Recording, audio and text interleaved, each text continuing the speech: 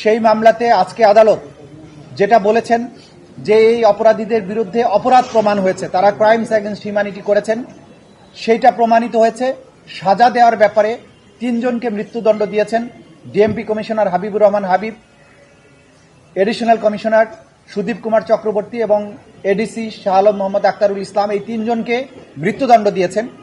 কিন্তু পরবর্তী যে সমস্ত আসামি ছিল, একজন এসি ছিল ইমরুল, একজন ইন্সপেক্টর আরশাদ এবং বাকি 3 জন কনস্টেবল, যারা সরাসরি ফিল্ডে থেকে গুলিবর্ষণ করেছিল, যাদের গুলিবর্ষণ করতে ভিডিওতে দেখা গেছে যাদের নামে অস্ত্র ইস্যু ছিল না, অথচ তারা অন্যদের রাইফেল নিয়ে গুলি করেছে, তাদেরকে কম সাজা দেওয়া হয়েছে। একজনকে 6 বছরের, একজন 4 বছর, বাকি 3 জন কনস্টেবলকে 3 বছর করে সাজা দেওয়া হয়েছে। এই সাজায় আমরা মনে করি আদালতে যখন তাদের অফেন্স প্রমাণিত হয়েছে, ক্রাইমস এগেইনস্ট হিউম্যানিটি প্রমাণিত হয়েছে, ওয়াইড স্প্রেড এবং সিস্টেম্যাটিক অ্যাটাক প্রমাণিত হয়েছে, এবং এই আসামিরা তারা প্রকাশ্যে গুলি করেছিল সেটা প্রমাণিত হয়েছে। এরপরে তাদেরকে যে সাজা দেওয়া হয়েছে আমরা মনে করি এটা ন্যায়সঙ্গত হয়নি।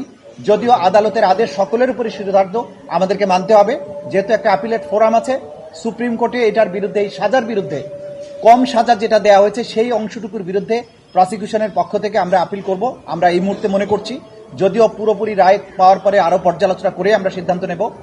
আমি মনে করি জুলাই অভ্যুত্থানে যেভাবে আমাদের তরতাজা তরুণীরা জীবন দিয়েছেন এবং যারা সরাসরি এখানে গুলিবর্ষণ করেছে, তাদের অপরাধ প্রমাণিত হওয়ার পরে সাজা অল্প হওয়াটা এটা ন্যায় বিচারের সাথে সঙ্গতিপূর্ণ নয় বলে আমরা মনে করছি।